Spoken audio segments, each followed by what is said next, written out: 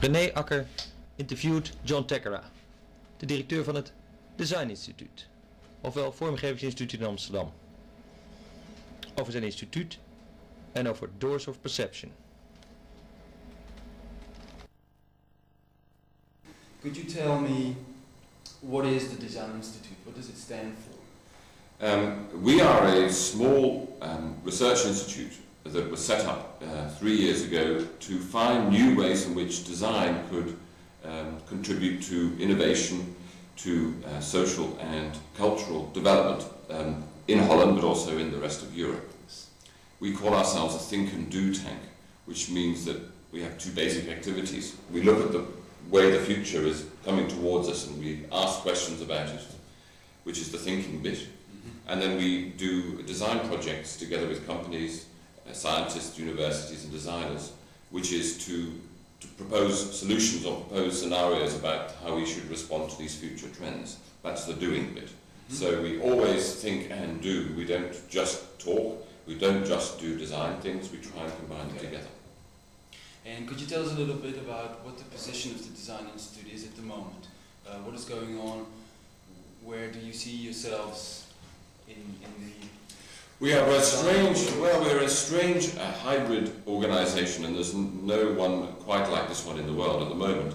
Basically, we're somewhere between something like the Media Lab in America, where you have scientists and experts making amazing technical gadgets on the one hand, and some sort of social science institute or a design institute which looks at just the everyday life on the other. So we put ourselves between technological futures and the needs of today.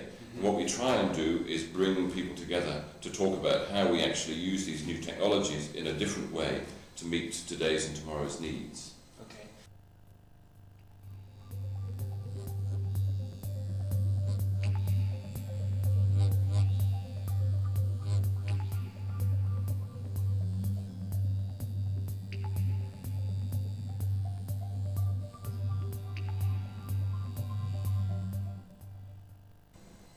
What are the future plans for the Design Institute? In November you organized the Doors of Perception. We've talked a little bit about it, explained the concept and the idea. What are you going to do in the future? Where are you going to go? Well, the first 3 years have taught us that we have a rather powerful kind of activity to offer people, which is bringing together companies, experts from universities and scientists, designers and different sorts of ordinary users in workshops and different kind of meetings to make scenarios about what things might be. So we're now in our second 4 years, which begins in 1997, going to rather greatly increase that sort of activity. So we'll have 4 or 5 groups of people, teams, representing companies and universities and so on a European basis that will look at future scenarios, design scenarios, possible applications according to certain themes. And those themes will be the kind of centre of our work. What kind of themes? Could you give us an example? For example, the question of the ageing of the population of Europe. Half the adults in Europe will be over 50 in the year 2000. That's one question. We have the internet, interactivity and connectivity over there. What is the connection between those two stories? How can the internet be of service to a population of 200 million older people? One question. Second question is the question of mobility and the environment. As you probably know, one of the big eco problems is people driving around in cars, aeroplanes, trains. Just high-speed movement is one of the biggest things that damages the environment. That's something which we know about. On the other hand, we have the internet, telematics, etc., etc. Can we use these technologies to replace mobility? Not just in a general sense, but very specifically. That's the second group. We have a third group looking at interactive publishing, not, so to speak, from the point of view of entertainment, but in these stories that we're talking about, with experts from all over the world, people making different contributions, how can we share that knowledge using these new technologies? So we have a group doing that. Yeah. And so basically, the Institute will be growing, not in a gigantic amount of size, but the depth of its activities. We will be having the best experts coming and telling us what will happen, and then we have designers and companies and people doing these scenarios about how we can then exploit these possibilities. So does that mean that you're planning an expansion of the Design Institute in a, maybe both in a material way of becoming bigger, but also going more into... We're going to basically, we're going to probably take over a bit more space in our building in Amsterdam, but we are not expecting to get a gigantic amount of new money from the Dutch government, but we are talking to a number of European programs where they have these research budget funds of different kinds to companies, to research consortiums, so that we can provide a service of the coordination, the building, the expertise and the sort of management function. And then other people come as our partners to share with us. Is there any concrete next project that you're working on that you can tell us a little bit about, apart from the doors? Well, the most specific one is the question of mobility. We're working with Japan Airlines and with a number of airports around the world to look at this general question of, is there any alternative to the remorseless expansion of air travel? I mean, nobody asks the question, can we replace it in some way? Even though for the airports, they're increasingly getting into activities which are not to do with travel, like retailing or meetings or business centres. Yeah. The airlines find it increasingly hard to make money out of flying people around in aeroplanes, and the environmentalists are going crazy, quite rightly, because of the damage we do to the planet. So how would that, if you work on a project like that, how would that get to the public? What's the next? How am I going to learn about what you find out as the man in the street? Well, we absolutely very soon will start involving people in just what we call design workshops. So you take a rather simple question like tourism. Everybody expects to go on holidays to Spain or to Africa or to Asia. I think there will definitely be limits to that. Are there very specific things we can do to replace the pleasure we get from physically going somewhere with other forms of experience? Okay. That are less ecological damaging, for instance, or... It doesn't mean stopping people going on holiday, it just means that if, for example, take a project we did last year, the Great Barrier Reef in Australia, if everybody who wants to goes and walks all over the reef, it will die. But maybe you can go to within 2 miles of the reef and learn as much about it from electronic or other means than physically trampling on it. That's a specific example. So that's an social educational side of Yes, we do not know the answers to these questions, but we say the question is, you take a beautiful place or an historic building or a city centre, which will be destroyed by tourists. How can you make them accessible, but at the same time not have the physical movement of those people around that place? It's a rather obvious question, but nobody's really answering it at the moment. And do you see that as one of the goals, or one of the one of the goals of the Institute is to raise questions that maybe people take for granted, or in areas of society where everybody's aware of the fact, but nobody actually stands up and says. Well, they actually do, but the problem is that all sorts of people stand up and say this is a problem, but they don't know what the answer is. Yes. We absolutely do not believe that design is the answer to the problems of the world, but design is rather good at a specific thing, which is showing how things might be. Yes. Not so much as the answer to something, but as to give people encouragement that they themselves, whether they're citizens or companies or governments or whatever, they can try different alternatives. The major problem is that until you see, so to speak, a picture of an alternative, if you say, oh, well, I mustn't be a tourist, it destroys the planet, or I mustn't consume McDonald's because, the damage it does to the planet. If it's just, so to speak, moral guilt, that's very unhelpful. Nobody is motivated. Designers are more practical people. They can tell you a story in pictures, in a video, on a computer. Here is how we might do it in a different way. And then the people involved, like the companies and so on, can say, oh, well, that won't work, but maybe something else would. So it basically stimulates people to try new things.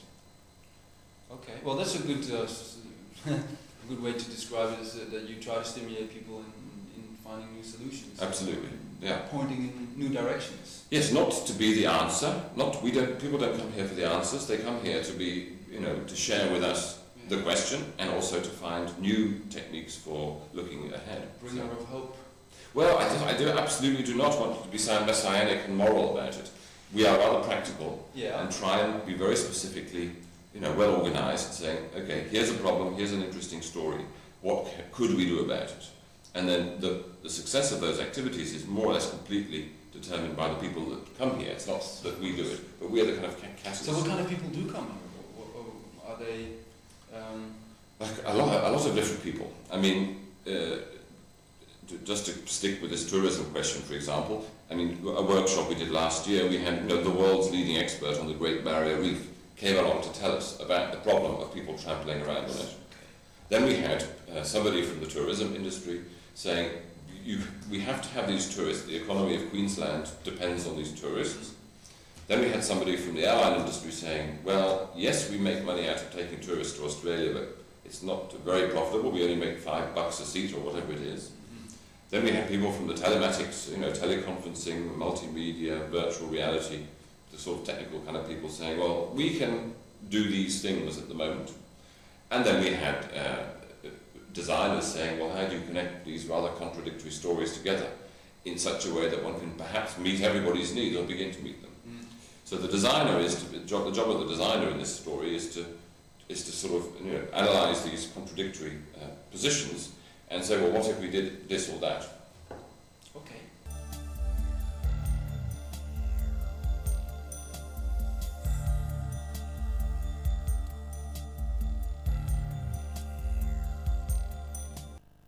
Amsterdam, and I'm also organizer of the Doors of Perception conference, the fourth of which takes place this year on the 7th and 8th of November. I should explain a bit about the history of this event, which began in 1993 when this institute was set up for the first time, and this coincided with a lot of excitement in Europe about the hype that we heard about in America, about the information superhighway, multimedia, the internet, and all those things. And we basically felt that this sounded quite interesting, but we were not very clear what was going on. And so we organized the first Doors of Perception basically to find out from the industry leaders and the commentators what was actually happening. And so the question was, what is this stuff and what does it mean? The experience was very exciting because we heard for the first time many people in Europe and America talking about these developments. But there was a big gap between the technical wonders that people described and the question of what these wonders would be for, the question that became known as the content question. And so the first Doors conference generated a lot of excitement about the potential, but a great deal of mystery about what the potential would lead to. What then happened was that we decided in the second conference in 1994 to take a slightly more focused topic, the question of home, and ask the question, what do these technologies, the internet, multimedia, global networks, what will they do to and in the home? And speakers from a wide variety of disciplines, from industry, from sociology, from culture, asked in different ways whether these new technologies, these new devices, meant very much more than a new variety of entertainment. And there was a very big question mark over the fact that what the industry seemed to think about home was that home is a marketplace in which they would pour information products and we would just pay for them. And everybody else who said that if interactivity and multimedia were to have any meaning, they should be a lot more than about just pressing the pay button on a remote control. So that was the second conference. And by this time, the event had become known internationally as the one place where critical but positive questions were asked about these technologies, so that we're very enthusiastic about them, but we're also not convinced that the people doing the developments were very clear about what their impact would be culturally as well as economically. So when the time came for the third conference, which was in November 95, we began to say, well, if industry has no brilliant ideas about these technologies, we should actually try and force the agenda a bit and say, well, maybe we have some suggestions about where these profound technologies might be pushed or directed. And so we asked the question, is there some connection that could be made between information technology and global networks on the one hand, and the question of the environmental, ecological sustainability on the other hand? In other words, if the planet is heading for an eco-crisis, no amount of internet and multimedia is going to save us, that these things are, in a funny way, diverting us from other problems that we have to think about. Can we connect them together? And so the theme of the third conference was Info-Eco. How can information and information technology help us manage the planet and live more lightly on the planet? So as you can hear, rather big stories, but very exciting. 1,000 people from 40 or 50 countries came together for a week to look at many aspects of this question. And so for this year, in 1996, we are continuing to take a theme as the basis of the conference. So we don't just talk about the latest products from Silicon Valley or the latest network applications. What we do is we take something about our lives and our society and say, what is the connection between this story and these technologies? And the theme this year is speed. And basically the story is that on the one hand, we are being promised incredible wonders of high-speed information, networks, visualization, databases, the kind of globalization of everything to do with communications. On the one hand, we are promised that as a wonder of the world. On the other, there's a very widespread feeling that in many aspects of our daily lives, things are already going too fast, whether it's the general pattern of our life, or the speed of cars, or the growth of airports, or the consumption of short-life products, etc., etc. And so the question is, what is the connection between, on the one hand, fast information, and on the other hand, a feeling that not all life gets better when it gets faster?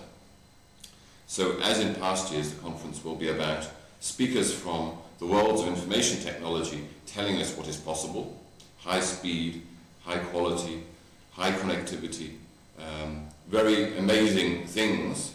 And on the other hand, critics and environmentalists and political people and cultural people saying, well, what is this stuff for? Is it automatically a good thing if everything goes faster? Or could it be possible that some things should go slower, or that we have some things that go fast and some things that go slow? So that is a question. As is always the case, it's a very big, broad question. But just to conclude my story, the way that we try and make these conferences accessible to, so to speak, ordinary people, and certainly people in business or designers or ordinary consumers, is to say, if we have questions, let us look at ways to take action according to our questions. So, as well as looking at speed as a sort of general question, we will have designers, architects, city planners, people from industry, people from politics, looking at ways in which a combination of fast information and slow mobility, or slow product development, or slow city planning, maybe we can combine the fast and the slow and actually begin to meet our objective of combining the promise of information technology with the needs that we have as ordinary consumers.